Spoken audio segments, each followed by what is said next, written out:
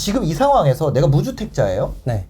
무주택자인데 주택가격 안정을 목표로 한다고 했단 말이에요. 네. 앞으로 공급도 되고 뭐 임대사업자도 되면은 내가 전세 가격도 안정되고 그 임대차 3법도 다시 되돌린다 그랬고 뭐 그 전월세 신고제를 제외한다면 입법에 네. 대해서 뭐 되돌린다는 얘기도 나오고 뭐 그렇단 말이에요. 그럼 집값이 이제 안정될 것을 기대하고 네. 내가 좀 기다려본다. 어차피 기다렸는데 지금까지.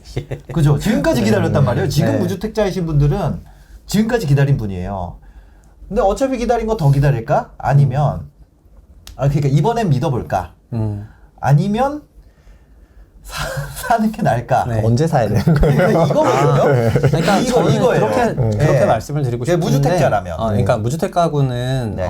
윤석열 정부에서는 주택을 취득을 하시는 게 나을 것 같습니다. 취득을 하는 게 네. 낫다. 근데 네. 어떤 주택을 취득을 하는 게 나을 것 같냐면은 네. 저는 이제 주택을 사실 뭐 주거랑 투자를 좀 분리해서 보는 거를 굉장히 개인적으로 지향을 하는데 네네.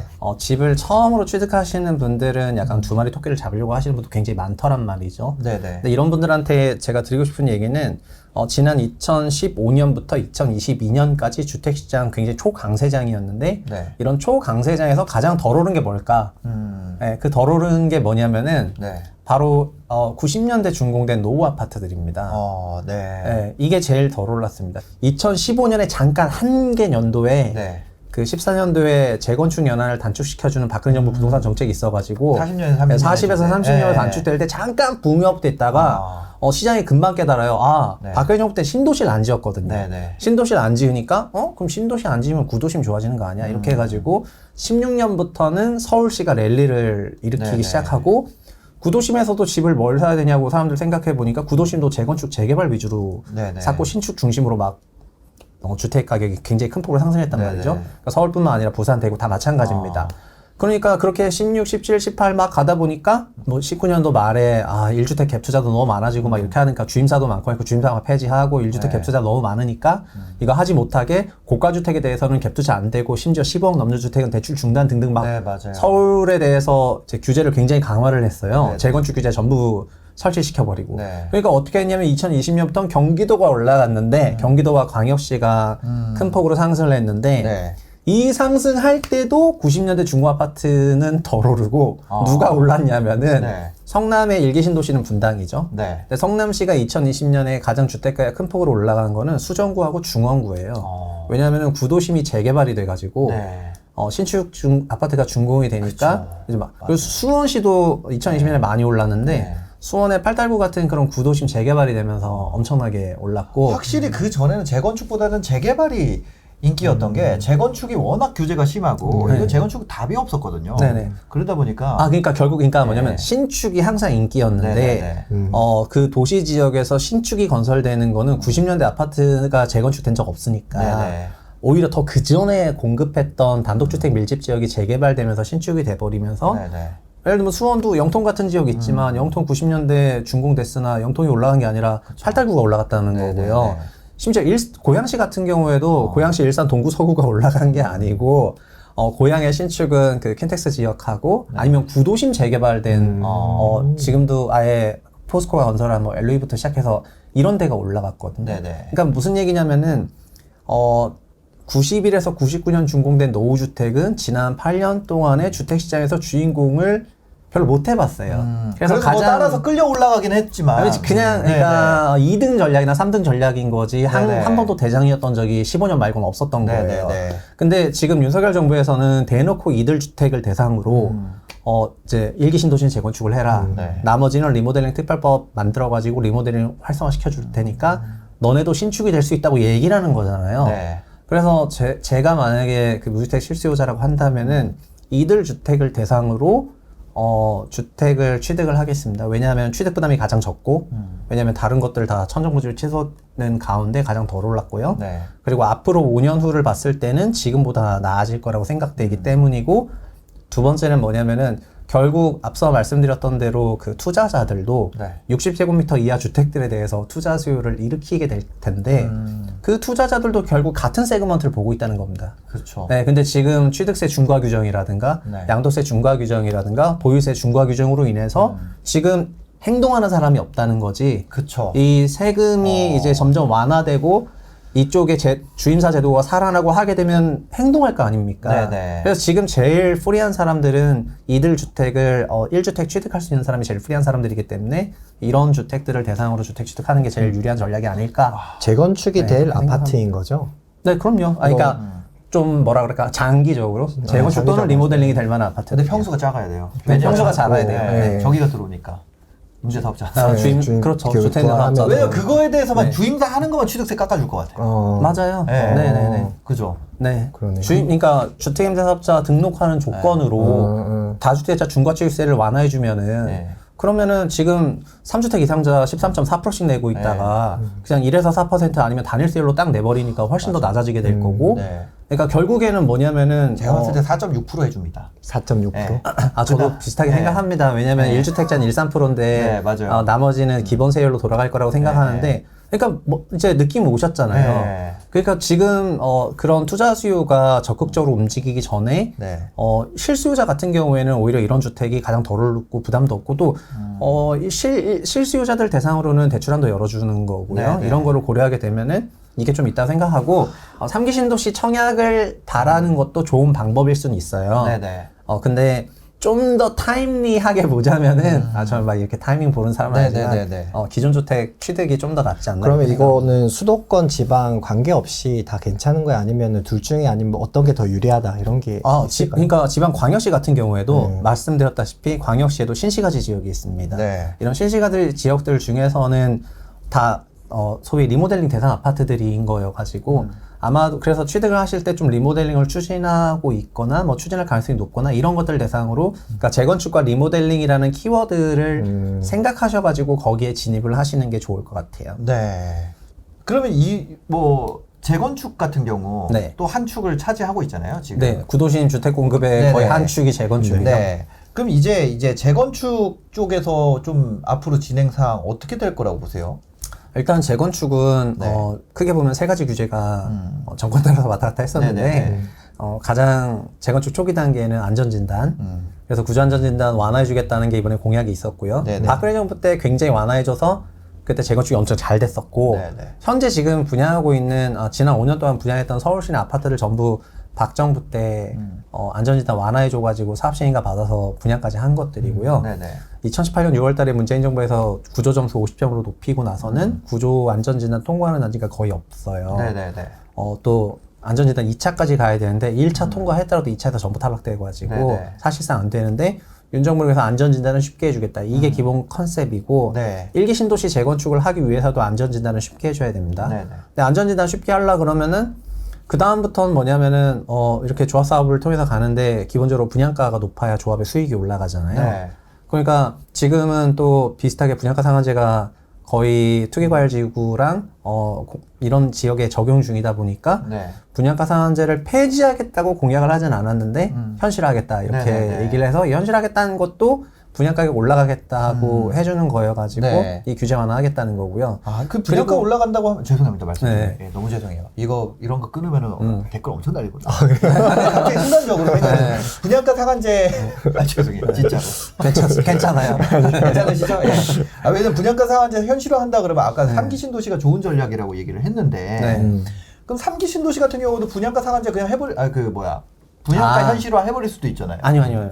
그러니까 그거 조금 다른 얘기인가요? 네네. 그러니까 공공주택 지구, 공공주택 특별법으로 만들어진 3기 신도시는 네. 그러니까 공공택지여서 그냥 무조건 분상제 적용이에요. 아, 저희가 말하는 분양가 상한제는 네. 서울이나 구도심 같은 구도심에 네. 조합이 소유하고 있는 땅은 민간택지인데 네네. 이런 민간택지 분양가 상한제가 적용되는 거거든요. 그러니까 공공택지 분상제는 풀린 적이 없어요. 그냥 네. 쭉 계속 와왔어요. 그러니까 2기 신도시, 3기 신도시 올 분상제고 네. 저희가 구도심의 분양가 상한제. 그러니까 이게 둔촌주공 같은 경우에도 네네. 막 이런 이슈들이 있었고. 그래서 분양가 진행이 상한제, 안 됐잖아요. 네, 분양가 상한제 좀 자유화가 되면은 좀 분양이 좀 더 될 것 같고요. 마지막 규제가 재건축 초과익 환수제라는 규제가 있어요. 네. 이게 재건축 과정을 통해 가지고 결국에는 종전주택 가격보다 그 종후 주택 가격이 좀 큰 폭으로 상승을 했을 때 너가 원가 이상으로 상승한 부분은 초과이익이니까 네. 이거에 대해서 좀 세금을 내라 이거거든요. 근데 이것도 재건축 초과익 환수에 관한 법률이어가지고 네. 이거를 폐지는 못하고 좀 완화를 해주겠다는 그런 기본적인 생각을 갖고 있습니다. 네. 그러니까 현재 3천만 원 넘어가면은 세금 내고 1억 1천만 원 넘어가면은 50%씩 세금 내는데 이게 네네. 너무 구간이 좁다 이래가지고 좀 뭐 확 늘린다거나 결국은 세 가지 규제 완화를 통해 가지고 재건축 사업에 대해서는 좀 풀어줄 것처럼 얘기를 하고 있는데요. 네네. 그러니까 여기서 좀 구분하셔야 될 거는 일반적인 재건축에 대해서는 요 세 가지가 적용이 되는 거고요. 네. 일기 신도시는 특별법을 만들어서 용적률 인센티브를 줄 예정이기 때문에 네네. 일기 신도시가 더 재건축에 있어서는 좀 더 혜택이 클 수밖에 없다고 생각을 하는 거죠. 그럼 지금 소액으로 투자한다면 가장 좀 확률적으로 봤을 때 좀 느낌이 있는 그런 데는 일기 신도시 구축 중에 20평대. 맞아요. 네, 맞아요. 교통 괜찮고. 네네. 네네네. 원래 우리가 재건축하면은 이제 그런 거 많이 보잖아요. 큰 평수 할수록 좋다. 그런 얘기를 많이 들었었거든요. 아, 그러니까 네. 실수요 마켓에서는 점진적으로 네. 큰 평수에 대한 선호도가 좋아질 건데 네네.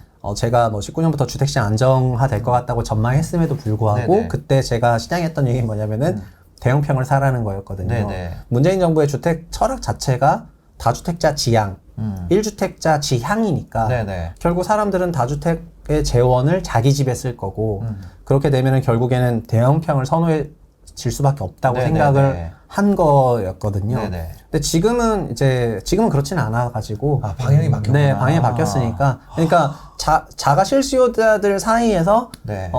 대형 주택에 대한 선호도는 올라가겠지만 근데 제 개인적인 판단인데 작년을 기준으로 네. 대형 주택 가격이 많이 올랐어요. 어. 그러니까 21년에 주택 가격 서울을 보시면 상대적으로 좀 차분한 편이었는데 네네. 서울 안에서도 대형 주택 가격만 거의 올랐다고 생각할 정도로 네네. 그냥 엄청난 점핑을 했거든요. 네네. 그리고 대형 주택은 거래도 몇 번 없는데 그쵸. 세대수가 적으니까. 그냥 실거래를 보면은 네. 약간 넋이 나갈 정도로 네. 그냥 아시죠? 앞에 한 번에 80% 올라버리고 막 이런 식으로 올라버려가지고 그래서 지금 대형 주택장도 벌써 한번 왔구나 이렇게 생각을 하고 있고 네. 그럼 지금 시점에서는 그냥 소형 주택인데 아까 이제 90년대를 장기 투자하는 게 좀 유리해 보이고 네. 아니면은 이건 재건축 컨셉이잖아요. 네, 네. 저희가 재개발도 있으니까 그럼 재개발 될 만한 네. 도심 내의 소형 주택이 투자자들의 그 선호를 받을 거기 때문에 네. 실수요라 하더라도 내가 그런 걸 사서 네. 재개발 되면 들어가면 되니까 네, 네. 이제 그런 식으로 대응을 하시면 어떨까 이런 생각입니다.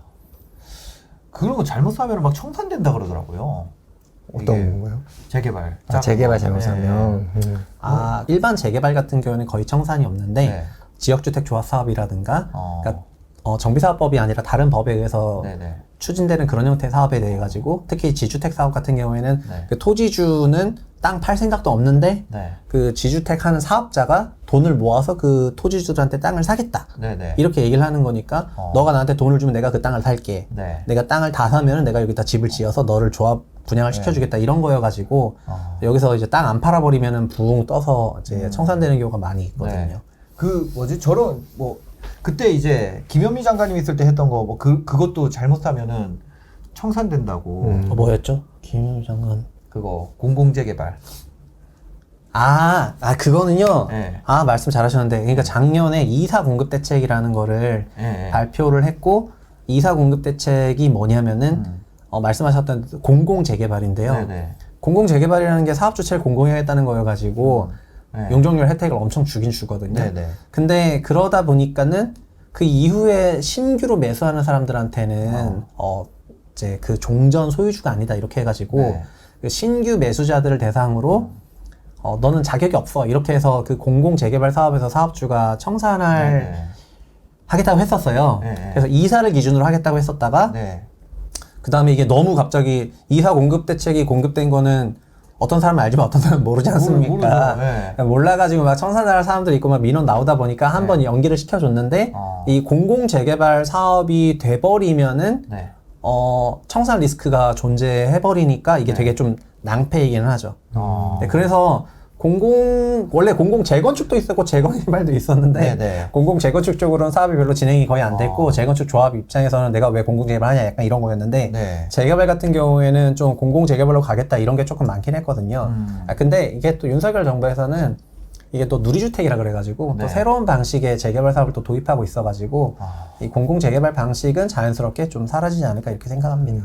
너무 이게 왔다 갔다 하고 막 이게 너무 복잡해가지고 너무 어려워요. 재개발은 접근이 두려운 게 있는 것 같아요. 맞아요. 좀 그렇긴 하죠. 네. 네. 재건축은 그런 게 없잖아요. 그러니까 다 거주까지 좀 생각하고 통근토화까지 네. 생각한다면 제 생각할 때 그냥 최적의 솔루션은 일기 신도시 구축 재건축을 좀 기대를 하면서 소유하는 장기 보유를 하고 저도 그렇게 살아봤는데 네, 네. 인테리어 리폼에서 살면은 아니, 되게 살기 좋은 게 네. 그러니까 제 그 신도시 살아보셨어요? 신도시요? 네, 그러니까 일기 신도시. 나 아, 일기 신도시. 네네네. 네. 일기 신도시를 살다가 저 서울에 올라오고 나 처음 느꼈던 건 뭐냐면은 일기 신도시 지역이 되게 살기 좋아요. 길이 잘 돼 있잖아요. 길 잘 돼 있고 학교 잘 돼 있고 네. 다 아파트 단지 중심이고 그다음에 공원 같은 거 있고 또 뭐 상업시설들 쭉 들어와 네, 있어가지고 그다음에 저희가 주말에는 서울 안 와요. 보통 다 요새 외곽으로 나가지 서울 잘 안 들어오지 않습니까? 그쵸. 서울 사람도 외곽을 맞네. 가는데. 네. 그러니까 일기 신도시에서 그냥 교통이 그냥 뭐 어디 외곽 나가기도 편하고 뭐 엄청 좋다가 네. 그래서 결국 사람은 서울이야 뭐 이러길래 저도 이제 모아가지고 17년에 네. 서울에 들어왔는데 네. 들어오고 보니까 주말마다 서울 나가야 되죠. 다시 나가야 돼. 네, 다시 나가야 되죠. 두 번째, 서울도 그 지대가 완전 다 평면이 아니에요. 평지가 아니에요. 평지는 강남 일원이 주로 평지고, 맞아요. 강북 지역은 전부 고바위예요. 맞아요. 그래서 그것도 있었고 학군지도 형성된 데는 또 일부 지역이고 학군지 형성 안 된 데도 되게 많아가지고 네. 가격은 뭐 2배 이상 비싼데 그 주거 퀄리티가 조금 떨어지는 지역이 많았어가지고 그래서 무리하게 무조건 서울을 고집하시기보다는 네. 그냥 자기 그러니까 자기 이제 이런 거에 맞춰가지고 사시는 게 좋은데 참 그리고 하나가 더 있는데요. 네. 일기신도 재건축하게 되면 이주 수요 늘어나죠. 네. 이주 수요 늘어나면 전세 가격 올라가서 매물 가격 올라가지 않습니까? 네네. 그래서 윤 정부 공약에서 제일 독특한 건 뭐냐면은 네. 일기 신도시 재건축을 위해서 네. 일기 신도시 거주민들 이주 단지를 3기 신도시에 만들어주겠다고 했습니다. 네. 여기다 지어놓고, 네. 야, 여기는 분당지구야. 분당 재건축하는 사람들 네. 이쪽으로 가서 쓰세요. 맞습니다. 이걸 맞습니다. 한다는 거예요? 맞습니다. 네. 오. 그러니까 여기는 완전 일기 신도시 재건축에 꽂혀 있다는 거예요. 네. 지금 그 공약상으로. 그러니까 그런 것까지 준비를 해가지고 재건축을 할 정도면 네. 헬리오시티 할 때도 그냥 했는데. 그러니까 그런 현상 때문에요. 그러니까 뭐냐면은 그냥 예를 들면 둔천주공도 지금 시공하고 있는데 네. 그냥 헐어버리니까 알아서 막 가야 되고 맞아요. 반포도 그렇고 그 이주 수요 때문에 매매 전세 가격이 좀 출렁출렁 하거든요. 네. 그러니까 어느 정도 이주를 완충해주는 완충주택이 네. 필요했는데 지금 재건축이 이제 늘어날 수밖에 없지 않습니까? 네. 지금 보시면 일기 재건축, 90년대 리모델링, 이제 정비 사업이 막 늘어날 수밖에 없어가지고 그거를 받아줄 때를 네. 3기로 받아주겠다 이렇게 생각을 하고 있죠.